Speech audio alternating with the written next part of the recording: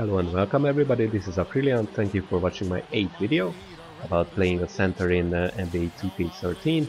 Now, as usual, I'm recording this on a PC with the superstar difficulty and 12-minute quarters default setting. And as you can see, we are playing against the Heat tonight.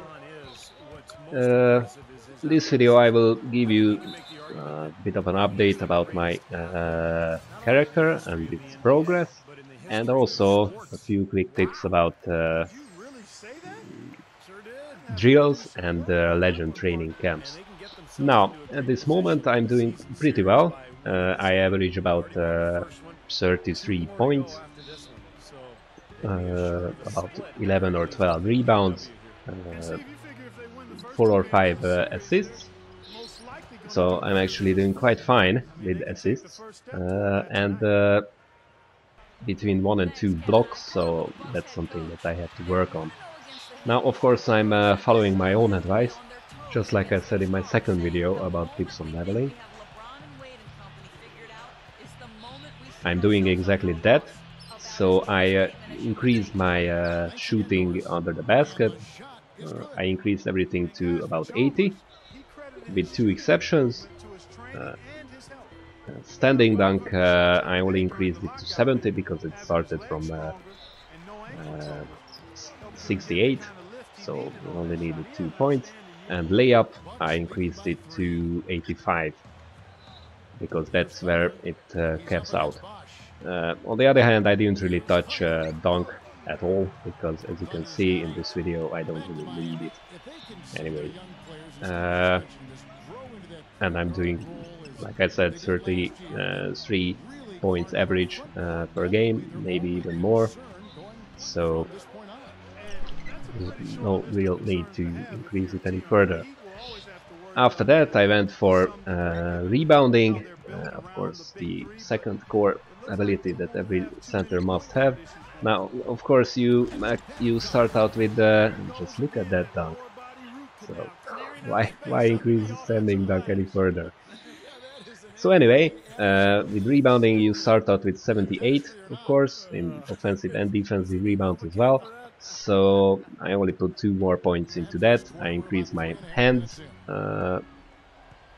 attribute, and I also bought Scrapper, which by the way works just as fine on the PC as it does on the PS3.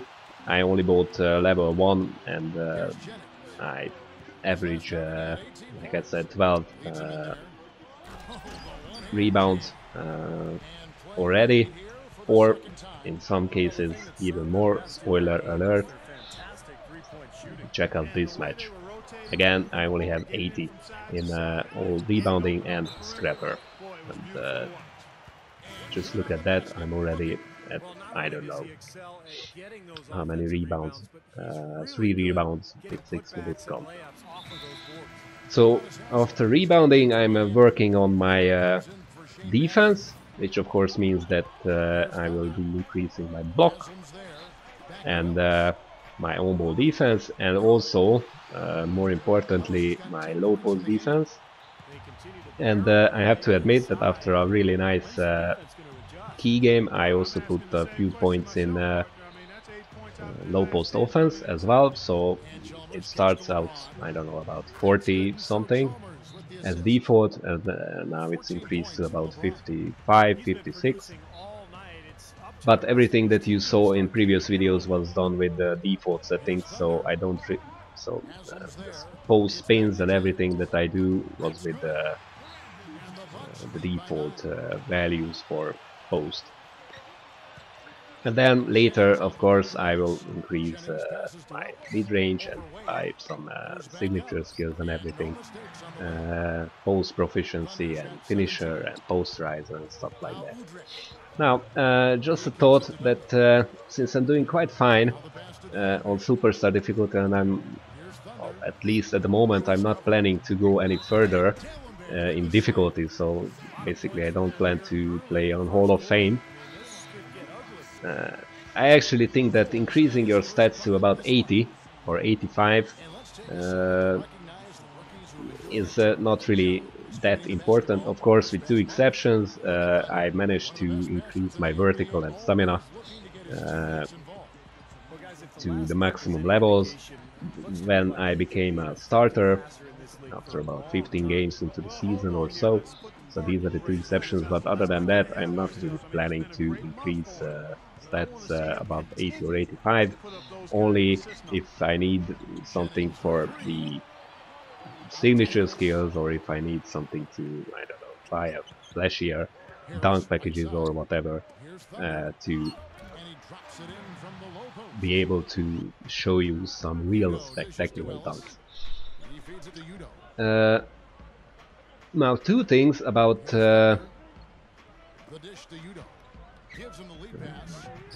drills and the legend training camps.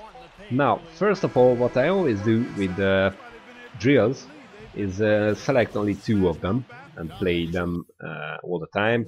One is screen and read, and the other one is dribble course. Now, of course, screen and read is really short. Has three sections that usually, when I get to the defense section, so the third section, I'm already at gold level, so it's really almost a guaranteed gold. So that's why I do it. And the other one is the same dribble course. Of course, these cardboard defenders that you have don't really force a turnover, they don't steal the ball from you, so even with low ball handling skills as a center, you can still do it pretty fast, and it's again a guaranteed gold almost all the time. What I basically do to avoid these cardboard defenders is a spin. Just look at that. So basically these are the two drills that I always do, and I always do them one of each when I get the two drills, because of course one thing that you have to consider is that when you have done one drill about, I don't know, 20 times, then it will increase in difficulty, as in you will have to score more at the end of the drill to get a gold bonus. It shouldn't be a problem, but yeah, it helps if you spread out these drills, and also if you just look at that. I mean, I'm already increasing or extending my arsenal with layups, running layups. So, back to the drills, but more importantly the training camps. Now, the thing is that if you remember from 2K11 and 2K12, I believe it was like there was a kind of not exploit, but a thing that you could do to get more VC, or to be more effective with getting your VC with drills. Now, it was actually a combination of two things. One was that you could decrease your skills at a penalty, but you still got more some skill points back. So you could not only add to a certain stat, but you could deduct from it as well and get back some skill points. And the other thing was that you could get extra attribute points for finishing with a gold in certain drills. Now, what you could do to exploit this, or to use this to your advantage, let's call it that, not an exploit, because it wasn't a bug. So what you could do, for example, as a point guard, you could do, you could start up and right back at LeBron James with the answering with a dunk. So what you could do is basically make a 3-point specialist point guard, and you could then do shooting drills all the time until you maxed out your 3-point shot. You had to be careful, of course, about not shooting from dribble, not shooting anything, only dribble the ball outside and then shoot 3-pointers. So you got it was guaranteed that the boost in attribute points that you got after a drill was actually a 3-point shot. And after you maxed it out, you could just basically go back to shooting drills, and before you started you deducted 2, 3, 4 points.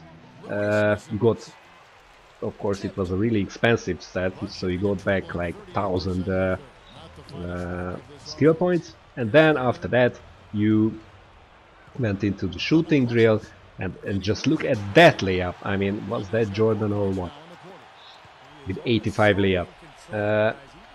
Talking about the little animations that you unlock, by the way. So what you could do is basically always shoot 3-pointers in drills, and you basically got back the bonus points that you deducted at the beginning. So at the end you ended up with again maxed out 3-point shots because you got the bonus points for it, but since you deducted a few at the beginning, you got extra skill points for it, so you could basically get 1000 extra, or about 1000 extra skill points from every drill, for every 2 drills. Now as a center, of course, this didn't really work because your 3-pointers were not that good, but what you could do is something similar with the dribble course. Because in the dribble course you could get speed, quickness, dunk and layup, so really expensive and really useful stats, and also offhand dribble and ball security and stuff like that. Now what you could do is actually straight up after the rookie showcase increase your, or max out your offhand dribbling and ball security and stuff like that. These were useful stuff, not really your priority as a center, but still useful. And they maxed out at about, or capped at about 60 or something, so it was really easy to max them out. And then you just kept doing dribble courses. And then, of course, once you maxed out these secondary stats already, you were guaranteed to get a speed boost or a dunk boost or whatever. So you could exploit that. Now, I thought that with the Legend training camps in 2K13 you could do something similar, because, of course, in training camps, you do those camps because you get attribute boosts from them. But the thing is that they don't work like this anymore, so it's in 2K13 it's possible to get an attribute boost to an attribute which is already maxed out, as I found out. So I screwed up a bit, because if you do the Jordan training camp, then of course you get vertical and dunk, and you could get speed and quickness and layup as well.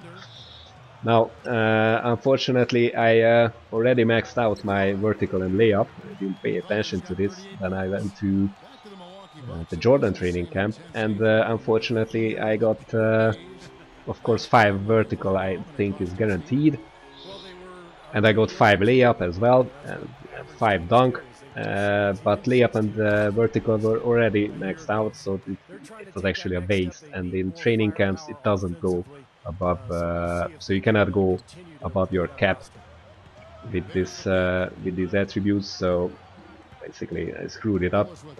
So there is a tip for you: don't do these training camps when you are already maxed out. So leave at least 5 points before the cap of the stats that they can give you. And of course these training camps give you attribute boosts to those attributes that are actually related to the certain camp. So it's really easy to figure out what or to guess what attributes will be boosted. Just back to the case of the Jordan training camp, it's of course layups and dunks. So you get a boost in layups and dunks, and also what do you need to be good at layups and dunks? You need to jump high and you need to run fast, or to run at least for layups and mostly in dunks as well. Just look at this. I mean, dude, that was the most beautiful dunk ever. And this again is in the, I believe, rim hangs, under basket rim hangs default package. So even with that you can do like really spectacular stuff. So anyway, with the Legend training camps, it's easy to guess what attributes might be boosted, because I don't know, post one of course gives you post hook, post fadeaway, post offense, and since you might be using strength in the post play, of course you can get strength boost as well. And the last question about these camps, of course, is when do you want to do it?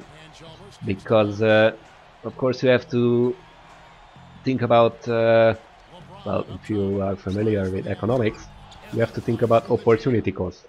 So basically, how much does training camp cost, and how much value do you get for your money, so to speak. So how much would it cost to increase exactly the same stats manually? Because of course the higher your stat, a certain stat, the increase is valued more.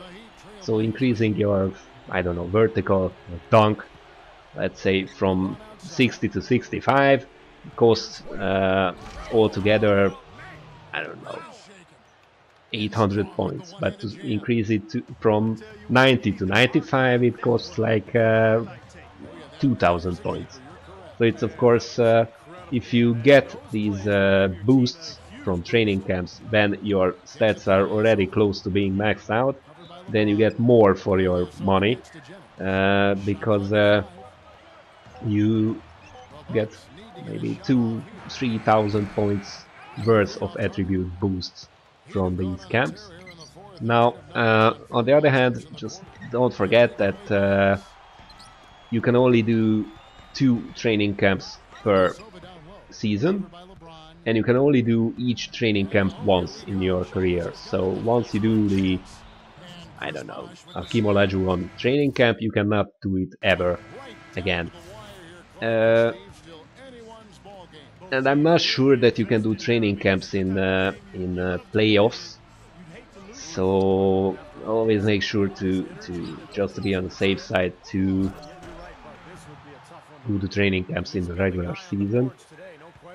And as for when to do it, so it's up to you. The later you do it, the more it's worth. But of course, let's be honest, most of you will not play more than 1 or 2 seasons with certain characters, so you might want to do the training camps towards, I mean, 2 of the training camps towards the end of your first season, and then the other one quite close to that, because depending on how long quarters you play and how many games you actually play and how well you perform, you will of course reach about an average of 80 with your character about the end of the first season. You will most probably make it to the playoffs, where you will have many key games. Of course, again, that depending on your team and your performance and your, well, playoff series that you play. So it's really worth waiting, especially with the most expensive training camps, until the end of your first season, but not after that, because you might stop this character altogether, or it might not be such a big boost for you, because honestly, once you reach 80 overall, you will already be a beast in the game. You will only need to increase it further to fight fatigue, or to buy flashy stuff, or to play online against other players who are again maxed out at 99, so you want to be maxed out at 99, but in the MyCareer mode. 80 overall is more than enough. So, back to the game. As you can see, it was a quite close game again. Really exciting, really fun game. I was a bit surprised that actually the defense of the Heat was not really that good. So I could do a lot of dunks. Just look at that shot in clutch moments. No wonder that I got subbed out, but one of those funny matches where we actually got the win with me subbed out, and the commentators make a mistake because it was actually us who won the game, not the Heat, and they say that it was a close win for the Heat. So already we are at the end of my 8th video. Hope you enjoyed it, hope you enjoyed the tips, and see you again next time. Thunder.